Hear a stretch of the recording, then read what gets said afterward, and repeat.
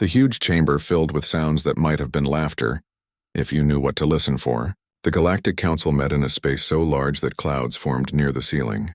Hundreds of different alien species sat in their special seats, each one designed for their unique bodies.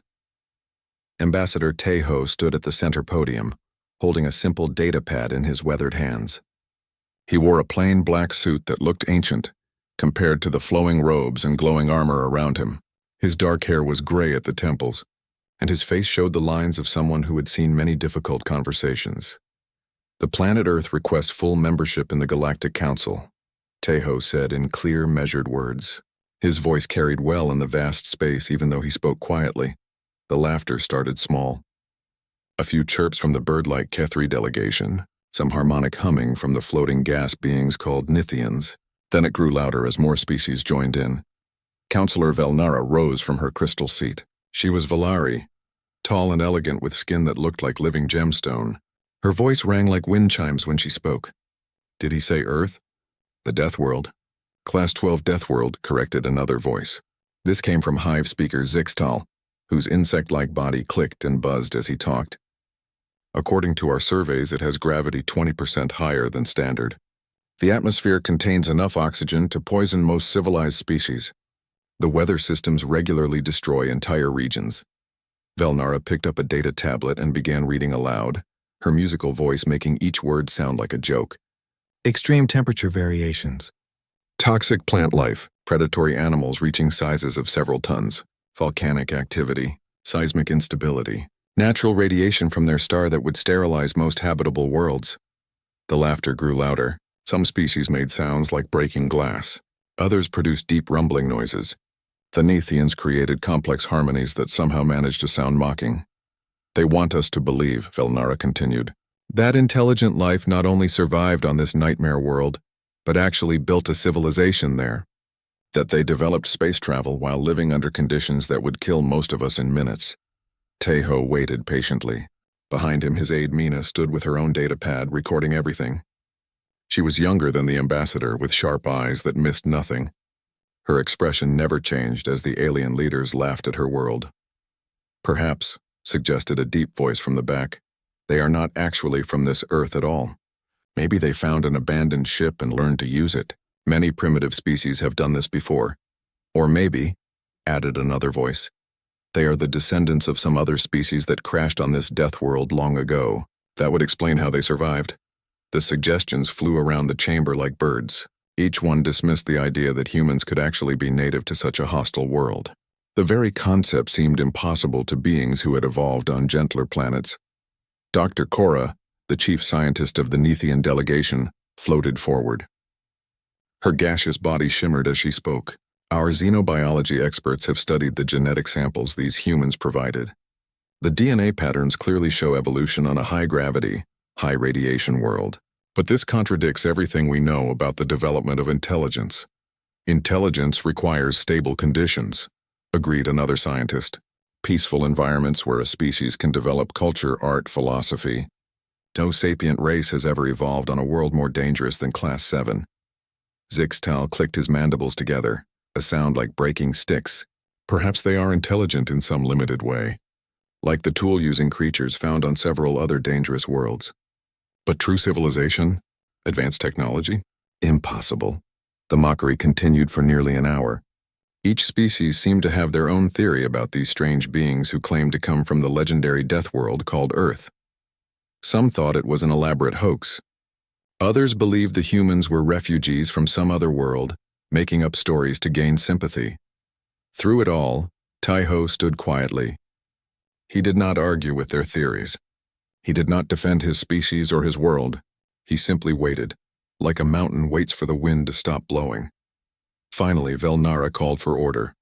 The laughter died away slowly, replaced by the normal sounds of a large assembly settling down. "Very well," she said, her crystalline features sparkling with amusement. "We have heard your request, Ambassador Tejo. While we find it entertaining, the Council has procedures for such situations." She gestured to a smaller figure sitting near the front. "Junior Diplomat Yulneth will handle your case.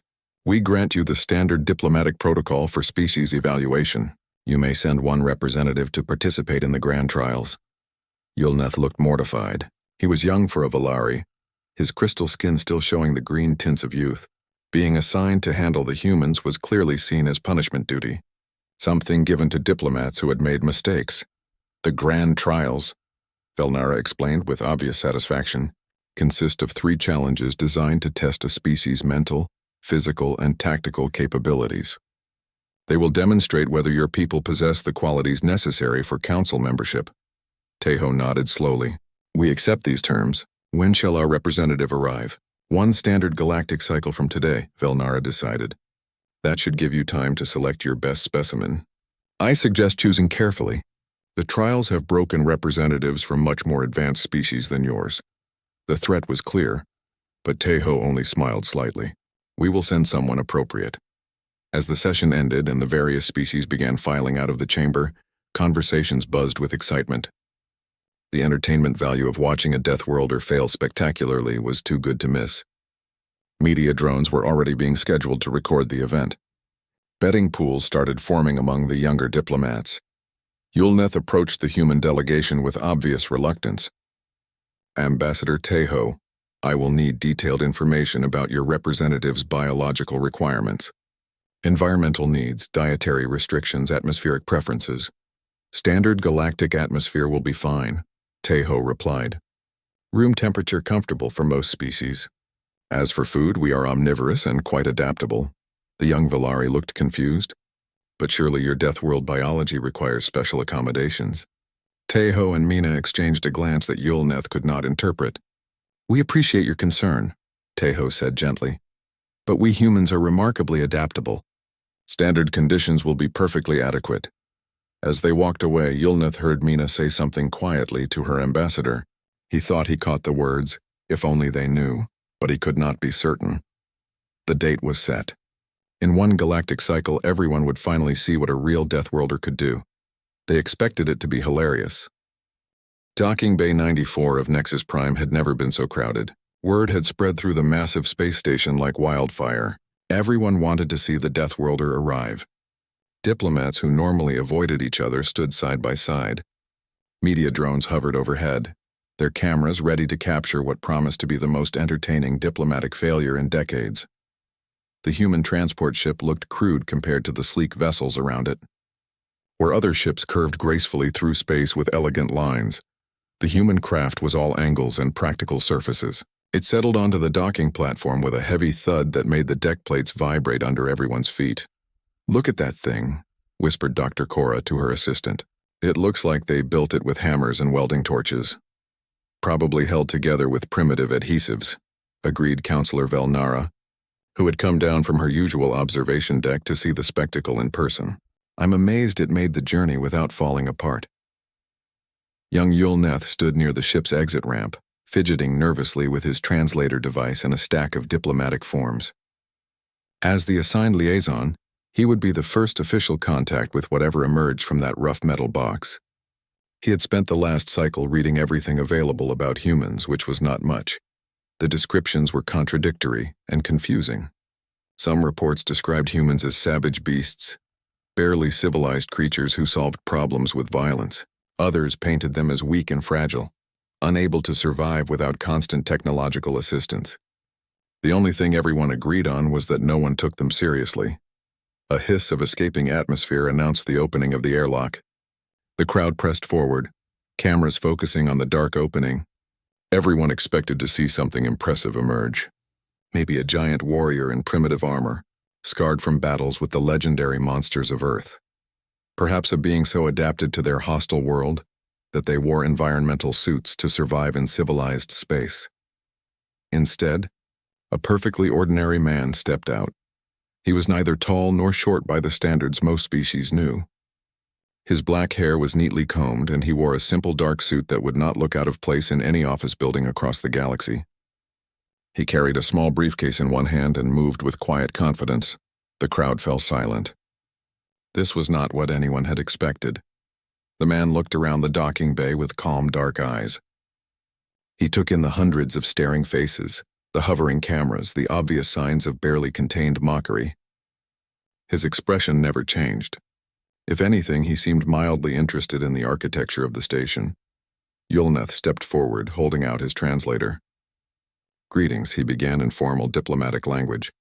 "I am Junior Diplomat Yulneth, your assigned liaison for the duration of your stay.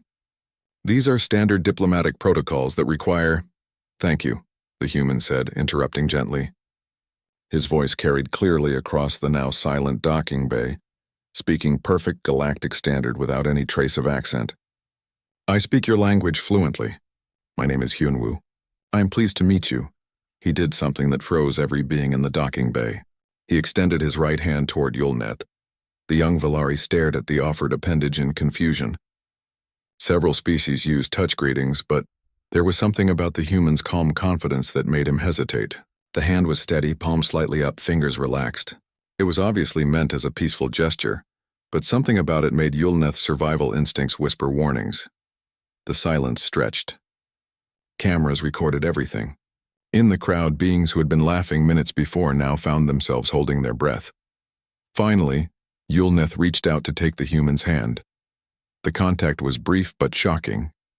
The human's grip was firm without being painful, warm against the Valari's cooler crystal skin, but it was what Yulneth felt beneath that simple handshake that made his eyes widen. There was strength there, not the crude, overwhelming power of a mining machine, but something far more controlled and precise. Like touching the surface of a calm lake and sensing the vast depths beneath. Hyunwoo released his hand and smiled. It was a pleasant expression, friendly and genuine. "Shall we proceed to the orientation?" The simple question broke the spell. Conversations resumed throughout the docking bay, but they were different now. Quieter, more uncertain. Whatever they had been expecting, this was not it. As Yulneth led Hyunwoo through the station corridors, he found himself stealing glances at his charge. The human walked with an economy of motion that was somehow unsettling. Each step was exactly where it needed to be. No energy wasted, no motion unnecessary. When they passed a group of maintenance workers moving a heavy piece of equipment, Hyunwoo stepped aside with fluid grace, never breaking stride. "Your journey was comfortable, I trust?" Yulneth asked, trying to fill the silence that seemed to follow the human wherever he went. "Quite pleasant, thank you. Your station is impressive. The gravitational systems must require enormous energy to maintain artificial spin for so many different species." The casual observation showed an understanding of advanced physics that caught Yulneth off guard. "You're familiar with gravitational engineering?" "I have some background in it. My primary profession is accounting, but humans tend to learn a little about many subjects." Hyunwoo paused to admire a section of the station where massive windows showed the stars beyond. "Beautiful view. The nebula in Sector 7 is particularly striking from this angle." Yulneth looked where the human was pointing. He had passed this corridor thousands of times and never noticed the nebula. Now that Hyunwoo mentioned it, the swirling colors were indeed remarkable. They arrived at the orientation center, where a small crowd had already gathered. Word of the human's arrival had spread, and everyone wanted to get a look at the Deathworlder who dressed like a clerk and spoke like a scholar. Dr. Cora floated forward, her gaseous form shimmering with curiosity. "Fascinating. Your biological readings are quite unusual. Your bone density is extraordinary for a bipedal species. Your muscle fiber arrangement suggests adaptation to high-gravity conditions. Yet you show no signs of the aggressive behavioral patterns we expected from a Deathworld species." Hyunwoo nodded politely. "Earth's gravity is somewhat higher than your standard, yes. As for aggression, I find it rarely solves problems efficiently. Cooperation and communication work better in most situations."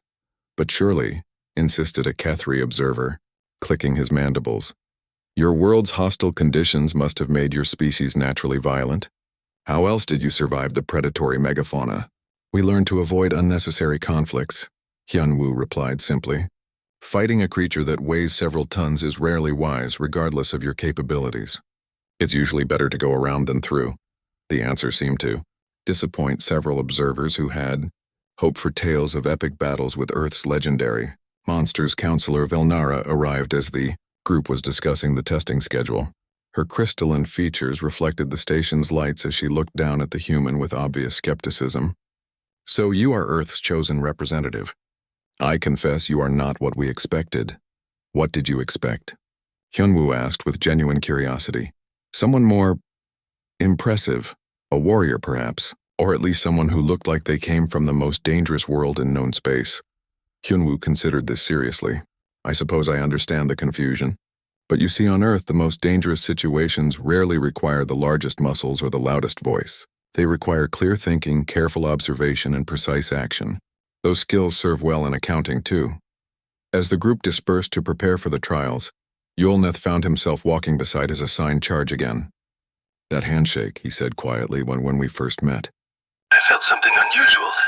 Hyunwoo glanced at him with those calm, dark eyes. "What did you feel?" "Strength. But more than that. Control.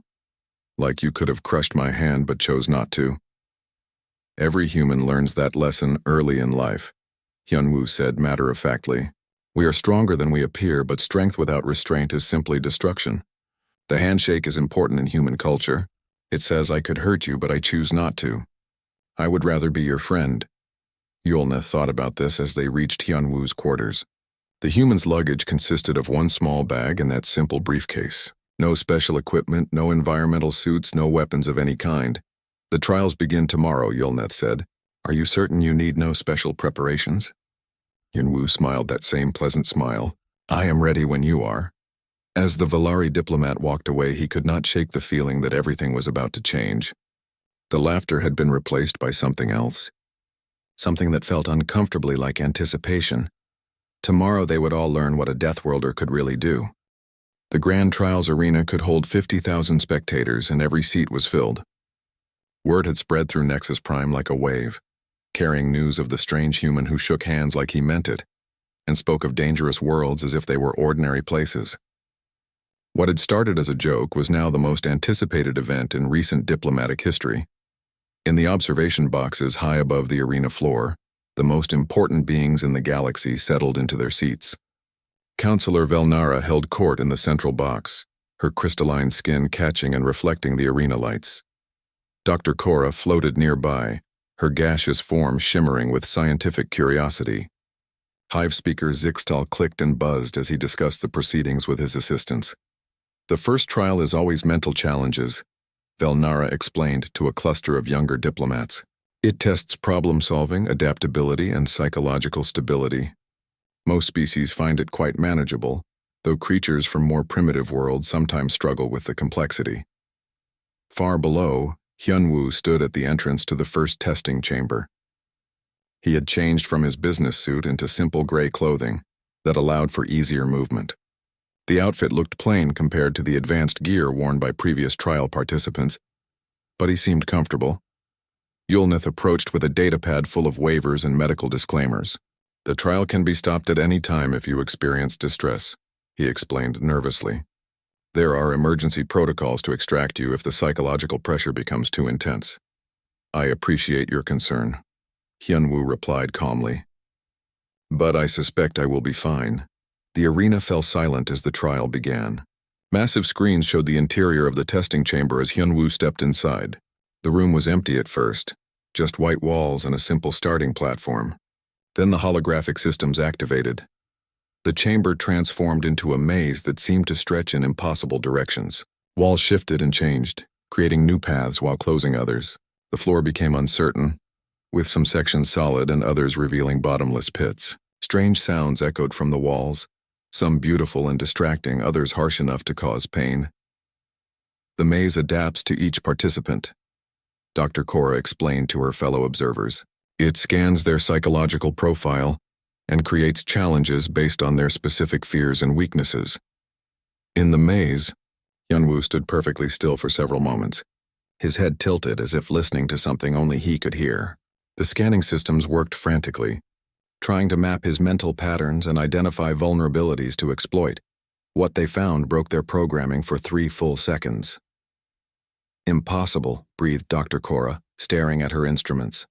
"His stress indicators are completely stable. Cortisol levels barely above resting. Heart rate steady. Brain activity shows no fear response patterns at all." On the screens, Hyunwoo began moving through the maze with steady, measured steps. When holographic creatures lunged at him from dark corners, he stepped aside without even glancing in their direction, as if he had known they were coming. When the floor gave way beneath his feet, he caught himself on apparently solid air and continued walking. How is he doing that? Asked a young Kethri observer. The gravity well should be disorienting him. Yulneth watched in fascination as the human moved through challenges that had reduced seasoned warriors to whimpering terror. Look at his eyes, he murmured. He's reading the patterns, it was true. While other participants had thrashed through the maze by trial and error, Hyunwoo was solving it like a mathematical equation. He could somehow see the underlying structure beneath the illusions, the rules that governed the holographic environment. When acid rained from the ceiling, he found the exact spots where it wouldn't fall. When the walls began closing in, he discovered hidden passages that weren't supposed to exist. When phantom voices whispered lies and threats in his ears, he continued forward with the same calm expression he'd worn during the diplomatic reception. The maze grew more desperate, throwing everything it had at this strange being who refused to be frightened. Impossible geometry that should have driven him mad. Sensory overloads designed to shatter concentration. Emotional manipulations that targeted the deepest fears of sapient minds. Hyunwoo walked through all of it like a man taking a peaceful stroll through a garden. He reached the center of the maze in 18 minutes, setting a new record that shattered the previous best time by over an hour. As he placed his hand on the victory marker, every screen in the arena showed the same image. A human being standing calmly in the heart of a psychological nightmare, completely unaffected by horrors that would have broken most civilized minds. The second trial began immediately. This one tested physical capabilities, endurance and adaptability to changing conditions. Participants had to navigate an obstacle course while gravity, atmosphere, and environmental factors shifted randomly around them. Most species required environmental suits or technological assistance. The course was designed to be challenging but survivable for beings adapted to gentle worlds with stable conditions. Hyunwoo removed his shoes and outer shirt, standing in just lightweight pants and a simple undershirt. He looked around the staging area with mild interest, like someone examining a new piece of exercise equipment. Is he planning to attempt the course without any protective gear? Velnara asked incredulously. He declined all offers of equipment, Yulneth confirmed, checking his notes. He said standard gravity and atmosphere would be refreshing after the long space journey. The course activated, and immediately the gravity jumped to twice standard strength. Most beings would have been flattened to the ground. Hyunwoo's posture shifted slightly, his stance widening for better balance, but he remained upright without apparent effort. He began moving through the course with fluid, economical motions. When the gravity suddenly dropped to zero, he didn't flail helplessly like most participants. Instead, he used the walls and obstacles to guide his movement, flowing from handhold to handhold like he'd been born in microgravity. Remarkable muscle control, Dr. Cora observed, her instruments working overtime to track the human's performance. He's compensating for gravity changes in real time, adjusting his movement patterns faster than most beings can think. The course threw more challenges at him. The atmosphere filled with a toxic gas that would have sent most species running for breathing masks. Hyunwoo simply held his breath and continued, his pace unchanged. When searing heat flooded the chamber, he found the cooler air currents and stayed within them. When freezing cold followed, he kept moving to maintain body temperature. Swinging hammers tried to knock him from narrow beams. He ducked under them or caught their rhythm and used them to help his progress. Moving platforms shifted unpredictably beneath his feet. He rode their motion like a dancer, turning obstacles into advantages. At one point, the gravity spiked to 3 times standard while jets of disorienting gas filled the air. Most beings would have collapsed under the crushing weight while choking on the fumes. Hyunwoo crouched low, protected his breathing, and continued moving forward one careful step at a time. His oxygen efficiency is extraordinary, Dr. Cora reported to the increasingly quiet observation boxes. He's processing that toxic atmosphere and extracting usable air from it. That should be biologically impossible. Unless, Velnara said slowly, his normal atmosphere is already toxic to most species. The implications of that statement rippled through the crowd like cold water. If humans breathed poison as their normal air, what did that say about their world? What did it say about them?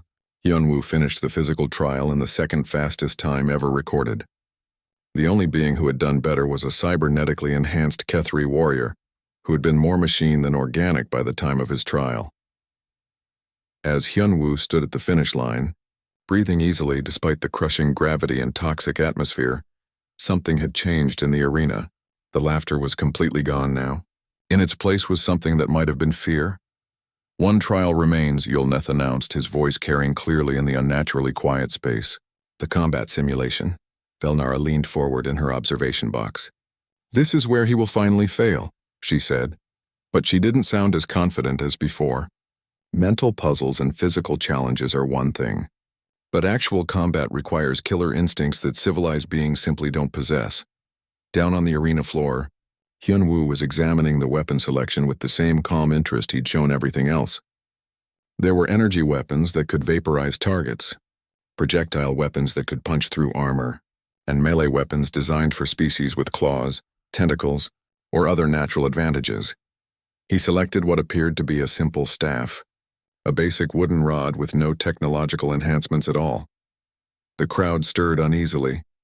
Either the human was supremely confident, or he had no idea what he was about to face. "Trial 3 will begin momentarily," the announcement echoed through the arena. "Combat simulation, adaptive difficulty, non-lethal settings." Hyunwoo stood in the center of the combat zone, the simple staff held loosely in his hands.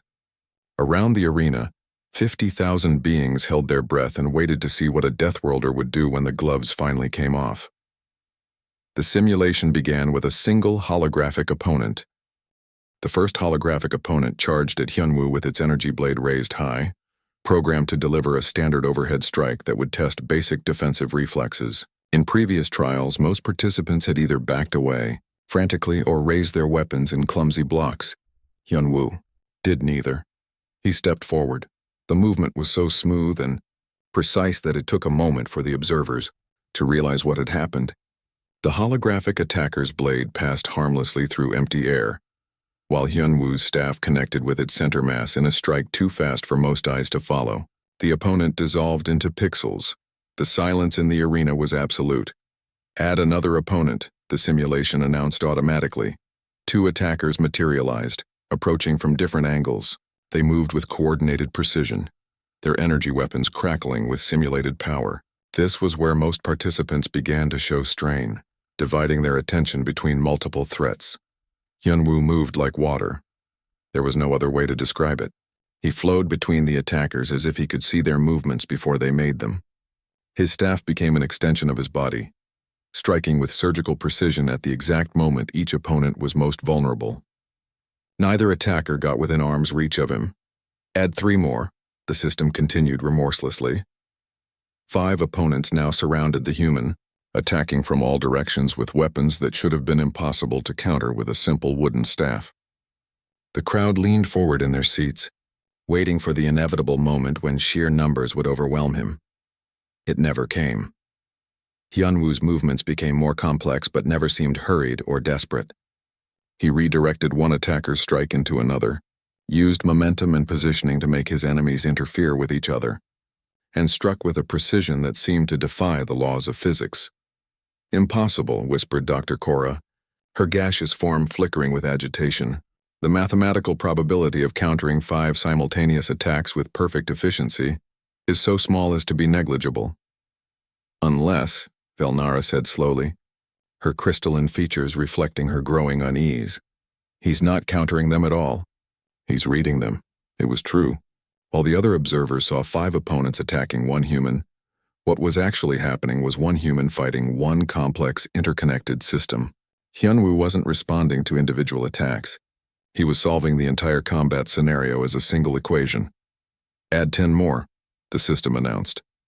15 holographic warriors now filled the combat zone, wielding every type of weapon the simulation could generate. They moved in coordinated waves, their attacks timed to create an inescapable web of destruction. Hyunwoo stood in the center of it all like the eye of a storm. His staff moved in patterns that seemed almost artistic, each strike flowing naturally into the next. He never seemed to strain or struggle, never showed the desperate aggression that most beings displayed under pressure. There was something almost meditative about his movements, as if he had found a state of perfect calm in the heart of simulated violence. His vital signs, Dr. Cora reported in a voice barely above a whisper, are the same as when he was standing still. Heart rate steady, breathing controlled, Stress hormones at baseline levels. It's as if the combat is actually relaxing him. 20 opponents, then 30, then 50. The simulation had never been pushed this far before. The system's processors were working at maximum capacity just to render all the attackers and track their movements. In the observation boxes, beings who had lived for centuries and seen the greatest warriors in the galaxy began to understand that they were witnessing something unprecedented. "Stop the simulation," Velnara commanded, her voice tight with something that might have been panic. "I cannot," Dr. Cora replied, her form shimmering with distress. "The human hasn't failed any parameter checks. The system won't allow me to halt the trial until he reaches failure conditions or completes the maximum challenge level." "What is the maximum challenge level?" 100 opponents. The number hung in the air like a death sentence. No being in recorded history had faced more than 20 holographic attackers and survived. The very concept of fighting 100 enemies simultaneously was beyond the realm of possibility. Except Hyun Woo was already facing 75, and he looked like he was enjoying himself. His movements had evolved again, becoming even more efficient and fluid. He had stopped thinking of the attackers as individual opponents and was now treating the entire swarm as a single organism with many limbs. When one section pressed forward, he would already be moving to the gap that would appear elsewhere. When multiple attacks converged on his position, he would be in the one spot they couldn't reach. The staff in his hand sang through the air, striking with sounds like breaking thunder. Every movement was perfect, every strike precisely placed, every step exactly where it needed to be. He fought with the patience of mountains and the precision of mathematics itself. 90 opponents filled the combat zone, their attacks creating a wall of simulated death that should have been impossible to survive. The arena's screens could barely track all the movement, showing brief glimpses of the human moving through the chaos like a ghost made of controlled violence. At 95 opponents, something changed in the crowd. The fear was still there, but it was joined by something else. Awe, reverence, the slow creeping realization that they were not watching a trial anymore. They were watching art. 100 holographic warriors attacked as a single entity, their movements coordinated by the most advanced combat simulation in the galaxy. For a moment, Hyunwoo disappeared completely in the swarm of enemies, hidden by the mass of bodies and weapons. Then the staff appeared above the crowd, moving in a perfect circle that somehow touched every opponent simultaneously. The entire simulation froze for one impossible second, then dissolved into pixels all at once. Hyunwoo stood alone in the center of the combat zone, his simple staff held casually at his side. He wasn't even breathing hard. The arena was so quiet that the sound of his footsteps could be heard clearly as he walked to the weapon rack and gently placed the staff back where he had found it. Then he turned to the observation boxes and bowed slightly, the same polite gesture he had used during the diplomatic reception. "Thank you for the opportunity to demonstrate." His voice carried clearly through the arena's speakers. "When may we proceed with humanity's membership application?" The silence stretched for long moments, broken only by the soft sounds of atmospheric systems and the distant hum of the station's power core. 50,000 beings stared at one human who had just accomplished something that should have been impossible. Finally, Hive speaker Zixtal found his voice. "The trials," he clicked nervously, "are concluded. The results will be evaluated." As Hyunwoo walked calmly toward the exit, Yulnith hurried to catch up with him. The young Villari's crystalline skin was flickering with patterns of confusion and amazement. "How?" he asked simply. "How what?" Hyunwoo replied, seeming genuinely puzzled by the question. "How did you do any of that? The maze, the physical course, the combat simulation. You made it all look easy." Hyunwoo considered this as they walked through corridors that had suddenly become much quieter. Other beings stepped aside as they passed, not out of rudeness but out of something that looked suspiciously like respect. "I suppose it was relatively easy," Hyunwoo said finally. "The maze was just pattern recognition. The physical course tested basic adaptability to environmental changes. The combat simulation required reading multiple variables and responding appropriately. These are all skills that humans develop naturally." "Naturally?" Yulneth's voice cracked slightly. "Of course. When you grow up on a world where the weather can kill you, the ground can swallow you, and the local wildlife considers you a convenient snack, you learn to pay attention to your environment. You develop good reflexes. You master your own body because failure means death. They had reached Hyunwoo's quarters, but Yulneth wasn't ready to let him go yet. But the combat simulation? Fighting 100 opponents at once. That's not possible. Hyunwoo paused with his hand on the door controls. Have you ever been in a thunderstorm, Yulneth? No. Our world has very mild weather. A thunderstorm on Earth can kill you in dozens of ways. Lightning that can fry your nervous system in milliseconds. Winds that can throw you against rocks hard enough to shatter bones. Hail the size of your fist falling fast enough to crack skulls. Floods that can sweep away buildings.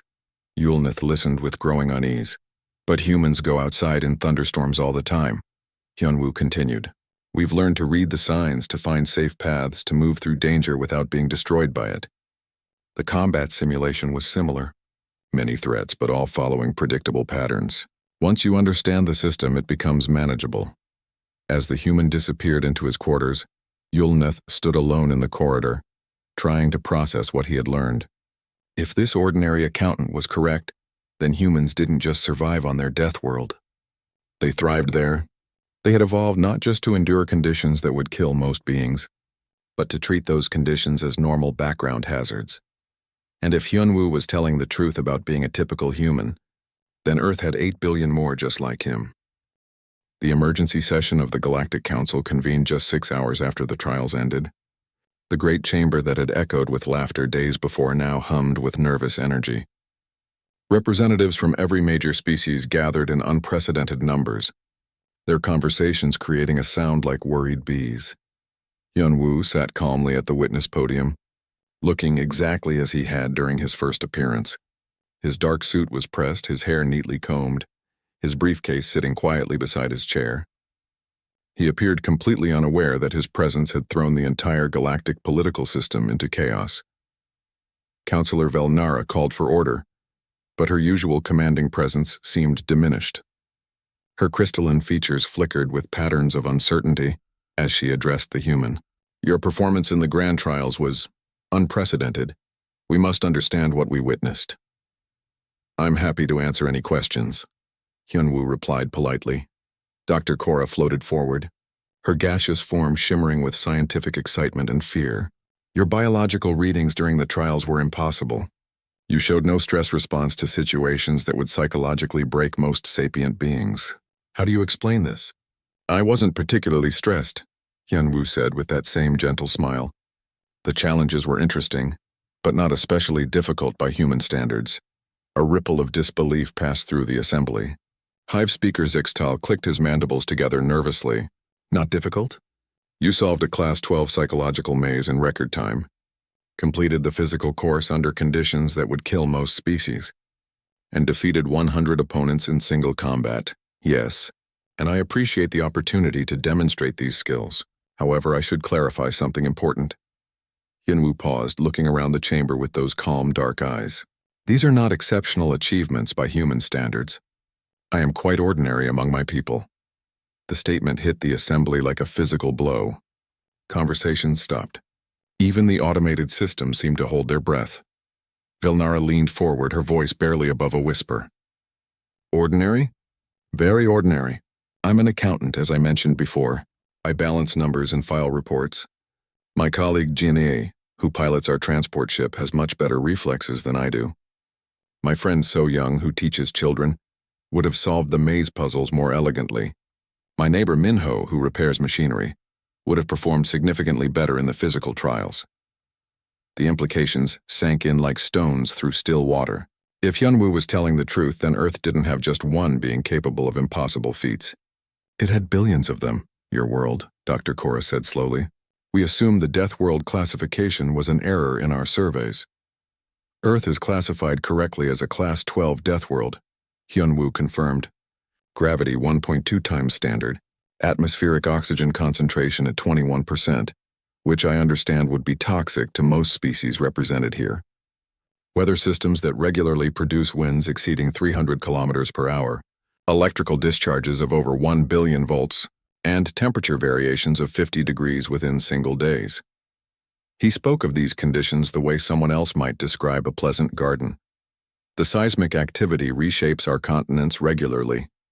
Our magnetic field fluctuates enough to disrupt most electronic systems.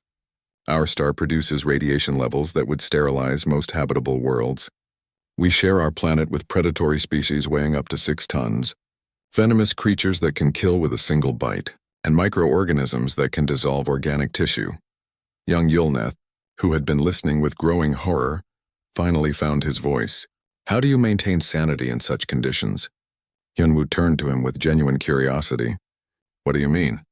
The psychological stress alone should be unbearable. Living in constant danger, never knowing when your environment might kill you. But we don't live in constant danger, Hyunwoo replied patiently. We live in constant awareness. Every human child learns to read weather patterns because storms can be dangerous if you're not prepared for them. We study our local wildlife because some animals are hazardous if you don't understand their behavior. We maintain our physical condition because our world requires a certain level of fitness to navigate safely. He paused, seeming to search for words that would make sense to beings who had never faced such challenges. You see, we don't consider Earth dangerous. We consider it home. The conditions you find impossible are simply our normal environment. What you call extreme survival situations are what we call daily life. Velnara's crystalline skin had taken on a pale, almost colorless appearance. And there are 8 billion of you. 8,200,000,000 at last count, Hyunwoo confirmed cheerfully. Would you like to meet more of us? My government has prepared a standard diplomatic delegation. 50 individuals representing various professions. Teachers, farmers, artists, engineers, medical professionals, scientists, all quite ordinary people by our standards. The chamber fell silent except for the soft hum of life support systems. The thought of 50 more humans like Hyunwoo was almost too much to process. Some delegates had begun making quiet calculations, trying to imagine what a full human military force might be capable of. Hive speaker Zixtal asked the question that everyone was thinking, but no one wanted to voice. What do you want from us? For the first time since arriving, Hyunwoo's expression changed slightly. Something in his posture suggested vast patience coming to an end, like a mountain finally deciding to move. What we have always wanted, he said quietly. Recognition as a sapient species worthy of diplomatic contact. Trade agreements that benefit all parties involved. Cultural exchange programs that allow us to learn from each other. Peaceful coexistence among the stars. He stood slowly, straightening his simple suit. We are not conquerors, Hive Speaker Zixtal. We are explorers.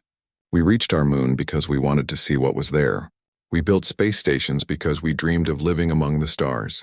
We developed faster-than-light travel because we hoped to find friends in the darkness. His voice carried clearly through the silent chamber.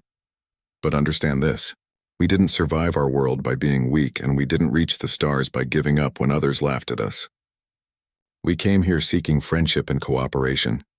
We would prefer to build than to fight, to learn than to conquer, to create than to destroy. He picked up his briefcase and took a step toward the exit. However, if you choose to treat us as enemies, you should know that humans are very good at adapting to hostile environments. We have had billions of years of practice. The threat was delivered in the same mild, pleasant tone he had used to discuss the weather, which somehow made it infinitely more terrifying. Velnara rose quickly from her seat. Wait, there is no need for hostility. We may have misjudged the situation. Hyunwoo paused and turned back with that familiar gentle smile. I hope so. Friendship is so much more pleasant than the alternative. The vote for humanity's membership in the Galactic Council was called immediately. It passed unanimously with a speed that broke all previous diplomatic records. As the session concluded, Yulneth approached Hyunwoo one final time. That handshake, he said quietly, when we first met. Now I understand what you meant. Oh, you said it was a promise. We could hurt you, but we won't. We could dominate you, but we'd rather be friends. Hyunwoo nodded. Every human learns that lesson early. We are capable of tremendous force, but we choose when and how to use it. The handshake is important because it establishes trust. It says we have power, but we prefer cooperation. He extended his hand again. This time Yulneth took it without hesitation, understanding finally that he was not just accepting a greeting. He was accepting an invitation to friendship from the most dangerous species in the galaxy. The grip was firm, warm, and controlled. Just like before. But now Yulneth understood what that control represented. Not weakness, but choice. Not limitation, but wisdom. As Hyunwoo walked away to prepare for the arrival of his diplomatic colleagues, The young Valari stood in the center of the great chamber and watched the most powerful beings in the galaxy quietly rearrange their understanding of the universe. The laughter had stopped forever. In its place was something infinitely more valuable: respect, genuine friendship, and the knowledge that humans, despite their terrifying capabilities, had chosen to use their strength to build bridges rather than tear them down. 6 months later, when conflicts arose between member species, the Galactic Council had learned to do something unprecedented. They asked the humans for help. Not because they had to, but because they had discovered that beings who considered Deathworld's home had remarkably useful perspectives on what constituted real problems worth worrying about. The galaxy had gained more than new members. It had gained friends who shook hands like they meant it, and meant it like a promise to make tomorrow better than today.